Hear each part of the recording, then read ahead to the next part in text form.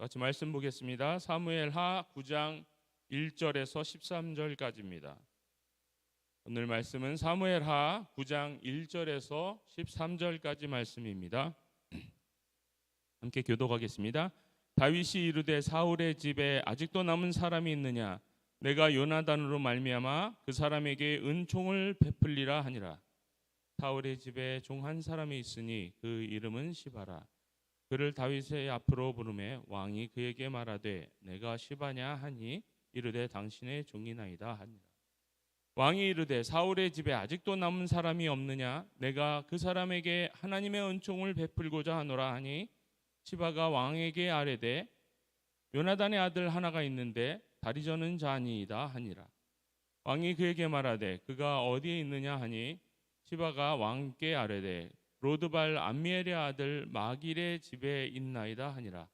다윗이 사람을 보내어 로드발 암미엘의 아들 마길의 집에서 그를 데려오니 사울의 손자 요나단의 아들 무비보셋이 다윗에게 나와 그 앞에 엎드려 절하매 다윗이 이르되 무비보셋이여 하니 그가 이르기를 보소서 당신의 종이니이다.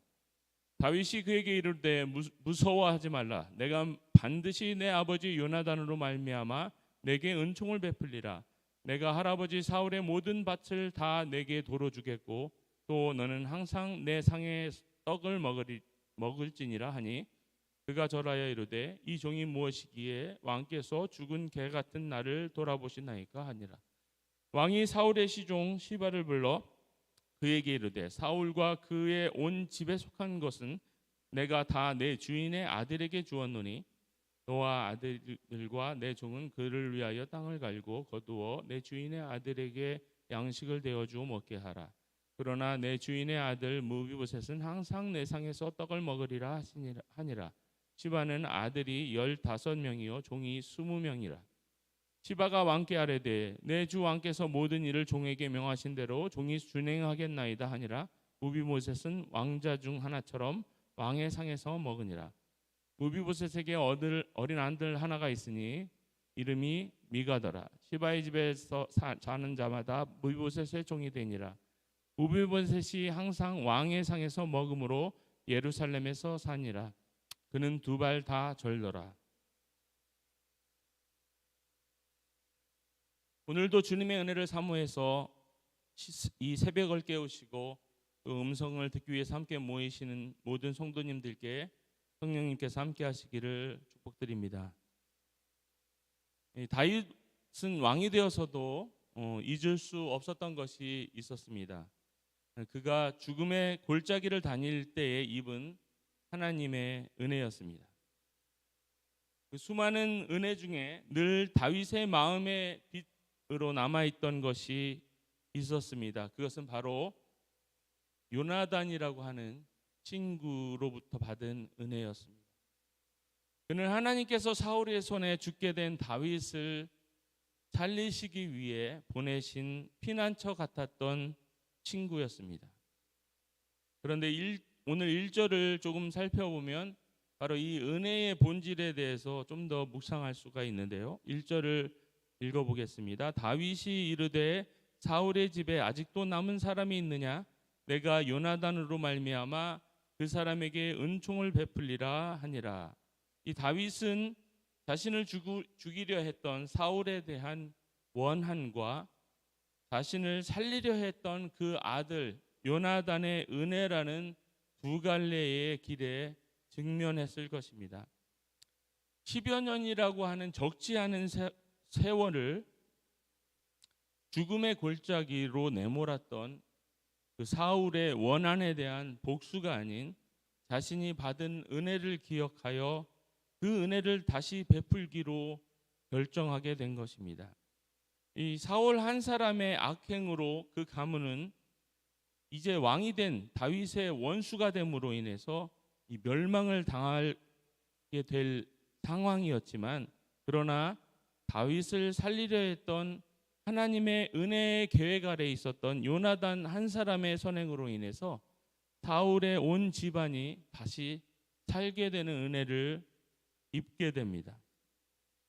이 구원의 은혜를 설명하고 있는 이 로마서 5장 18절의 말씀과 상당히 비슷한 내용이라고 좀 설교를 준비하면서 느끼게 되었는데요. 로마서 5장 18절에 이렇게 기록되어 있습니다. 그런즉 한 범죄로 많은 사람이 정죄에 이른 것 같이 의의 한 행동으로 말미암아 많은 사람이 의롭다 하심을 받아 생명에 이르렀느니라. 이 사울의 범죄로 인해서 모든 사울의 사람들이 멸망을 당할 위기에 처해 있었지만 하나님이 다윗에게 구원의 은혜를 베푸시기 위해서 예비해 두신 친구 요나단 한 사람의 선행으로 인해서 이 사울의 가문은 멸문지화를 당해 마땅한 상황이었지만 요나단으로 인해서 구원의 은혜를 온 집안이 입게 되었습니다. 이같이 죽을 수밖에 없는 사람들에게 하나님의 은혜가 임했을 때 다시 살 수 있는 구원의 은혜가 임하시는 것을 믿으시길 바랍니다. 다윗은 요나단에게 입은 은혜가 단순히 자기 목숨보다 아끼던 친구에게서부터 받은 그 친구에게로부터 온 그것만은 아니라고 생각했던 것 같습니다. 이 다윗은 사울의 사람들 중에 가문의 종이었던 시바라는 사람을 찾았고 그에게 다시 사울의 집안에 살고 있는 자가 누구냐는 질문을 통해서 우리는 다윗이 자신이 받은 은혜가 어디서부터 왔는지 인식하고 있음을 알 수 있습니다. 이 3절에 보면 왕이 이르되 사울의 집에 아직도 남은 사람이 없느냐? 내가 그 사람에게 하나님의 은총을 베풀고자 하노라 라고 다윗은 시바에게 물었습니다. 이 말씀 가운데 다윗이 사울의 가문의 남은 자에게 하나님의 은총을 베풀고자 한다고 말합니다. 그런데 좀 생각해 보면 좀 이상하지 않습니까? 지금 은혜를 베풀고자 하는 자가 누구입니까? 이 문맥상으로 볼 때는 다윗이지요. 그런데 다윗은 자기가 은혜를 베풀고자 한다면서 그 은혜를 하나님의 은혜라고 표현하고 있습니다.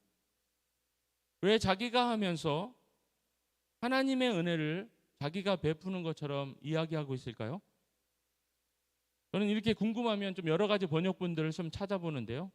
제가 찾아본 번역본 중에 재미있는 표현이 나와 있는 그 번역본이 바로 이 NET라고 하는 버전인데요. New English Translation이라는 버전인데 여기에는 이렇게 기록되어 있습니다. I may extend God's kindness to him.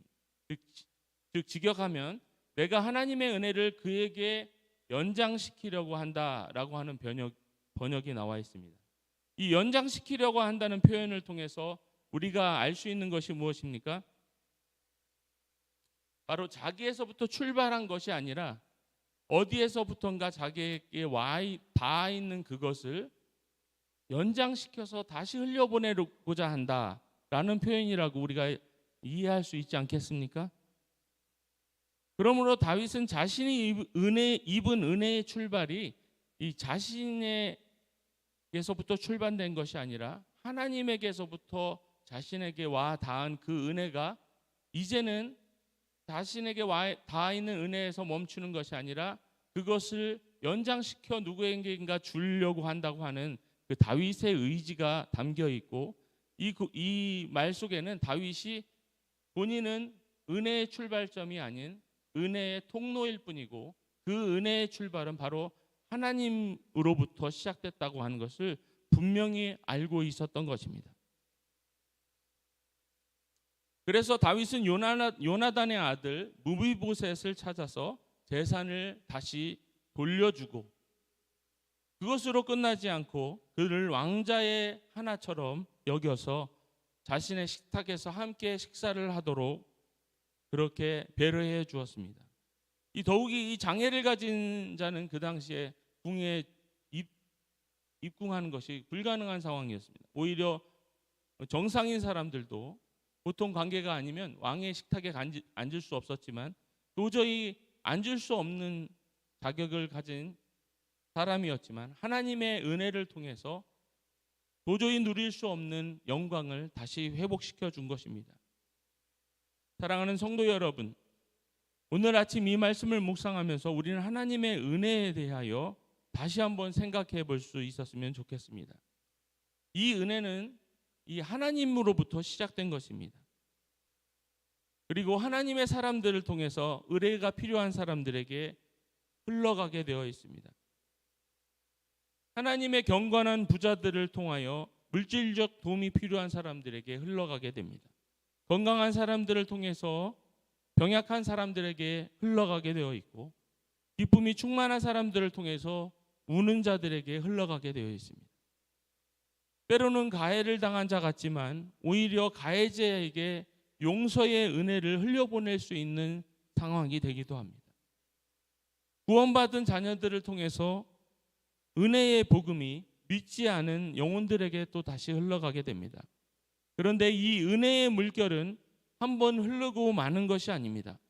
그 은혜를 입은 자는 다윗처럼 다시 일어나게 되고, 다시 일어나게 된 하나님의 자녀들은 다윗처럼 그 자기에게 와 닿아 있는 그 은혜를 더 연장시켜서 다른 사람들을 살리고 도와주고 용서하고 회복시키는 하나님의 은혜를 흘려보내는 은혜의 통로가 됩니다. 살아가는 성도 여러분, 오늘 여러분에게 닿아 있는 하나님의 은혜가 있습니까? 여러분에게 와 닿아 있는 그 은혜에 만족하지 마시고 오늘 말씀 중에 나온 다윗처럼 그 은혜를 연장하여 닿게 할 사람을 찾아보시는 하루가 되는 것은 어떨지 권고드립니다. 당장 궁핍하여서 어려움에 처한 사람들이 여러분들의 주변에 있습니까? 여러분들에게 닿아 있는 물질의 은혜를 흘려보내시기를 바랍니다. 도움이 필요하신 분들이 혹시 있습니까? 혹은 좌절하여서 낭만 가운데 있는 분들이 혹시 주변에서 눈에 띄십니까? 여러분들에게 닿아 있는 하늘로부터 내려진 소망과 위로의 은혜를 다시 그들에게 연장시켜 주시길 바랍니다. 여러분에게 피해를 주거나 잘못한 사람이 있는데 도무지 용서가 되지 않는 사람들이 혹시 떠오릅니까? 그렇다면 여러분들을 용서하신 구원의 은혜를 베푸신 예수 그리스도의 그 무한하신 은혜를 오늘 다시 한번 깊이 묵상해 보시기 바랍니다. 그래서 그 은혜가 여러분들에게 다 있다고 느껴질 때, 그렇다면 다시 한번 그 용서와 용납의 은혜를 그 사람들에게 흘려보낼 수 있었으면 좋겠습니다. 혹시 구원의 은혜가 필요한 영혼들이 여러분들의 눈에 보이십니까? 그렇다면 여러분들에게 와 닿아 있는 그 구원의 은혜를 흘려보내시기를 바랍니다. 복음을 전하고 사랑을 전함으로 인해서 여러분들의 닿아 있는 그 은혜를 흘려보내시기를 바랍니다. 오늘도 그 은혜 안에 거하시고 그 은혜를 흘려보내시는 하나님의 자녀가 되시기를 주님의 이름으로 축복드립니다. 우리 다 같이 기도하겠습니다. 이 아침에 주신 말씀을 통하여 우리의 받은 은혜가 얼마나 크고 깊은지 이 아침에 다시 한번 헤아릴 수 있도록 우리를 인도하여 주신 것을 감사를 드립니다. 묵상 가운데 등장했던 다윗처럼 은혜를 받은 자로 그냥 멈춰져 있는 것이 아니라 나에게까지 와 닿아 있는 그 은혜를 깊이 묵상하고 그 은혜가 나에게 있다는 것을 느끼는 그 순간 그 은혜를 흘려보낼 자가 없는지 우리 주변을 찾아볼 수 있는 우리가 되게 하여 주옵소서. 하나님께서 거저 주신 은혜를 기억하며 아낌없이 흘려보내는 축복의 통로가 되게 하여 주시옵소서. 우리 주 예수 그리스도의 이름으로 간절히 기도드렸습니다. 아멘. 주기도문 하겠습니다. 하늘에 계신 우리 아버지여, 이름이 거룩히 여김을 받으시오며 나라의 임하옵시며 뜻이 하늘에서 이루어진 것 같이 땅에서도 이루어지리이다. 오늘날 우리에게 일용할 양식을 주옵시고 우리가 우리에게 죄 지은 자를 사하여 준 것 같이 우리 죄를 사하여 주옵시고 다만